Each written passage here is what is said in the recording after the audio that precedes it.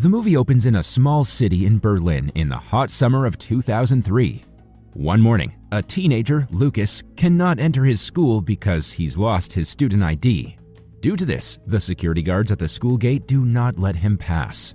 Left with no choice, Lucas heads to a convenience store, gets a drink, and texts his Italian friends, Ji-Hyo and Julius, to hang out. Moments after, Lucas's already school-cutting friends catch up with him. They usually spend their time smoking pot and trying, largely unsuccessfully, to hit on girls. After their brief meetup, the boys plan to buy some weed in the nearby park. However, they get caught in the rivalry of two groups of dealers. Initially, Julius approaches the Arab dealers, but they seem to be bothered by the presence of a German, i.e. Lucas. It turns out they're having some Cold War against the Germans due to the ongoing social reforms in Berlin.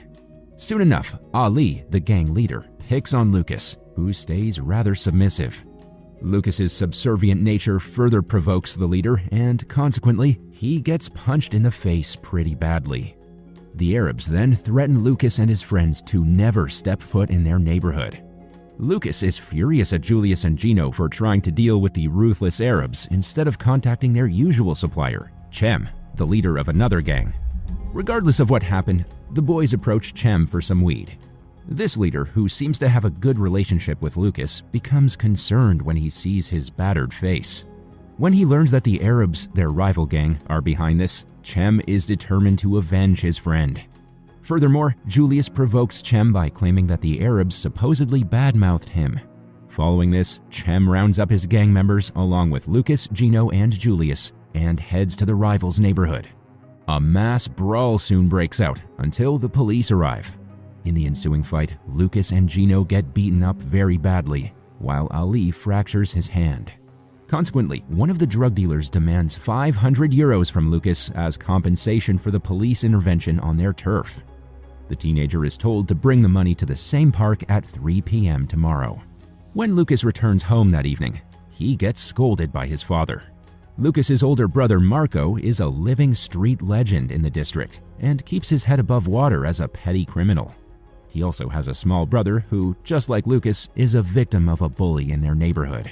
His father Matthias is unemployed and overwhelmed with parenting 3 kids after the death of his wife. The following day, Lucas goes to school using his small brother's ID. During class, he is praised by his teacher for his well-written essay. The teacher also points out that Lucas perhaps has the greatest potential to make something of himself. However, the teenager is not paying any attention to what his teacher has to say. He is rather preoccupied with the other day's event. He tells Ji-Hyo that they owe 500 euros to the Arabs. Ji-Hyo then promises to bring his savings to clear their dues, so he heads home. Just then, the headmaster enters the class and introduces a new student, the half-Cuban Sanchez. The scene then shifts to Ji-Hyo's home, where he tries to gather his savings from a safe. When his father hears some noise in the attic, he calls for Ji-Hyo and asks him to join them for lunch. It is revealed that Ji-Hyo suffers greatly from his father, a violent and hot-headed alcoholic who terrorizes him and his mother. The teenager's father has learned that his son is skipping school almost every day. When asked about it, Ji-Hyo doesn't lie and confirms the truth. Consequently, he gets beaten by his father. When his sobbing mother tries to stop the fight, she too gets harassed. Back at school, Lucas and his classmates attend an assembly where it's announced that the Berlin Council has donated 50 brand new computers to the school administration. Lucas is still worried sick about not being able to pay the hefty amount of money on time.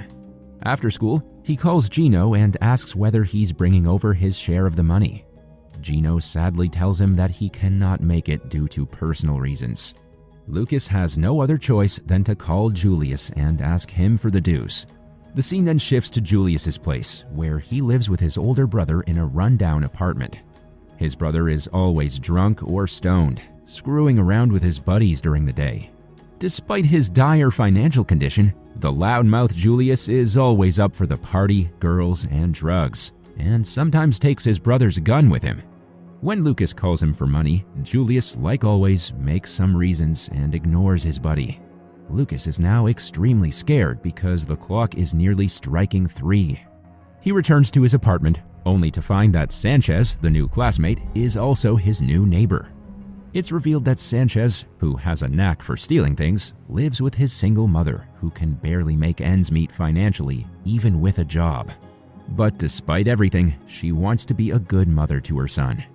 Lucas helps them move into their new apartment and even spends the evening at Sanchez's apartment, fearing that Ali and his friends might come by his place. Just when the boys are having a good time together, Ali calls him and demands the dues.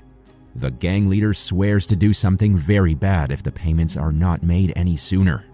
That night, Lucas, Ji-Hyo, Sanchez, and Julius meet up together to come up with a plan for the payments. Before discussing anything though, they go to a grocery store to get some drinks. With the help of Sanchez, they manage to steal alcohol and narcotics from the store. The teenagers then enjoy the stolen drinks, smoke some weed, and party together until reality hits again.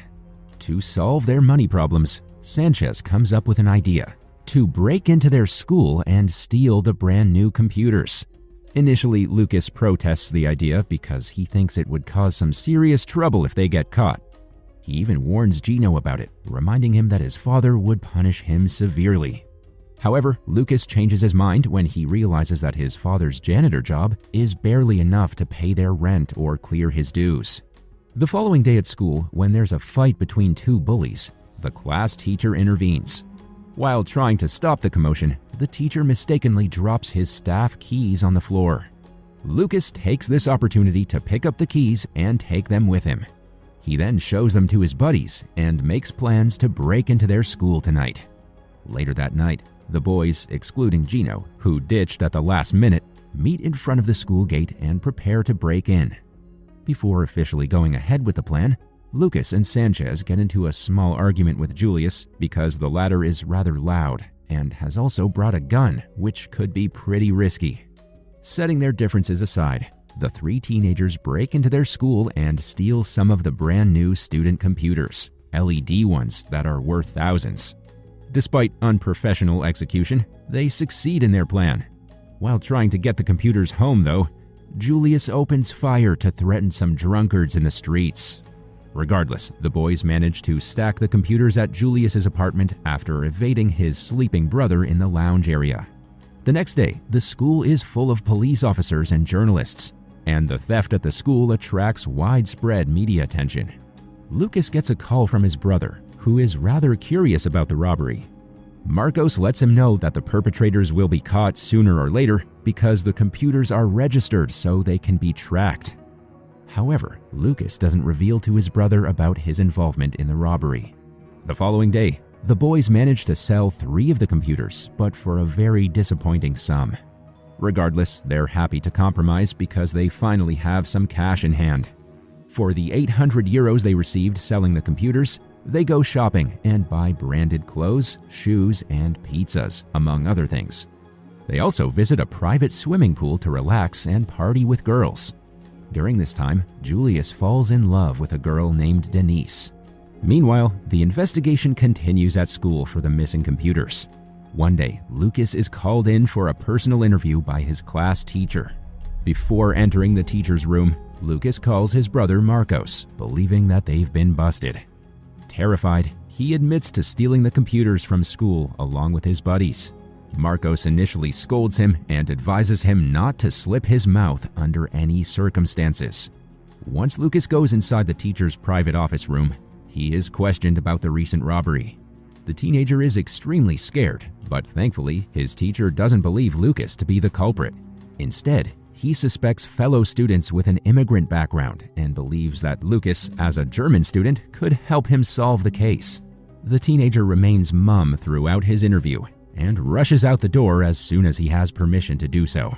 Later at home, Lucas's stepmother tells him that his father wants him to live with Marcos because the apartment is too crammed up for 4 people.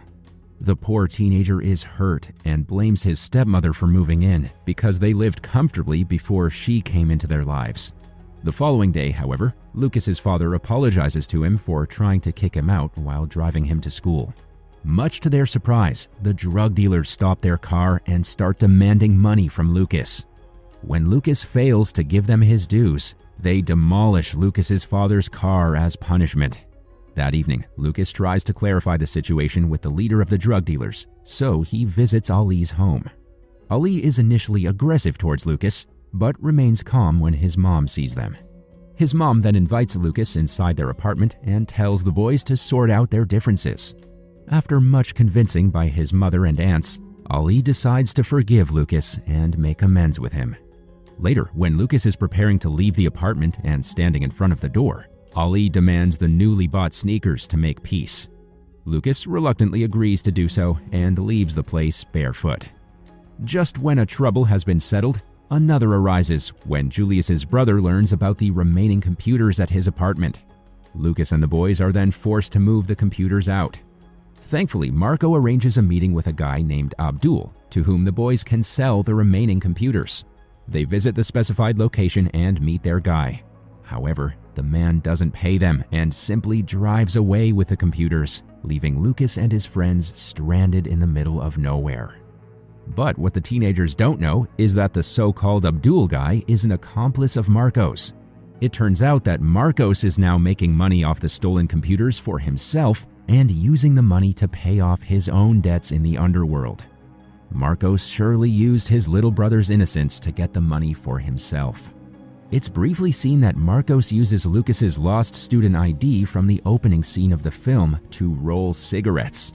In the meantime, Ji-Hyo becomes increasingly desperate about the situation with his brutal father. To make it worse, he learns that his abusive father has also stolen all of his savings to buy alcohol. Ji-Hyo is now on the verge of going crazy. After much consideration, he takes a drug given to him by Julius and gains courage from the intoxication. He then goes to the kitchen where his father is once again assaulting his mother. Grabbing a glass bottle, he hits his father on the head and seriously injures him. Then he gives a grim look to his mother and jumps out the window. When Lucas, Julius, and Sanchez hear about the incident, they rush to the hospital. On the way, however, they come across Chem, who is proud to show off his new hot girlfriend. Much to Julius's disappointment, she turns out to be none other than Denise. Evidently, she had been playing both the boys. A brief fight between Chem and Julius ensues, but the boys soon realize that going to the hospital is more important to them. The movie ends with Lucas and his buddies visiting the severely bruised but responsive Ji-Hyo and hugging him as a sign of their true bond. Let's go. Yo. I'm like an addict, do I gotta have it. I ain't even playing, got a really bad habit. If it moves, gotta grab it. Fuse like a magnet, lose, won't have it till I'm doomed in a casket.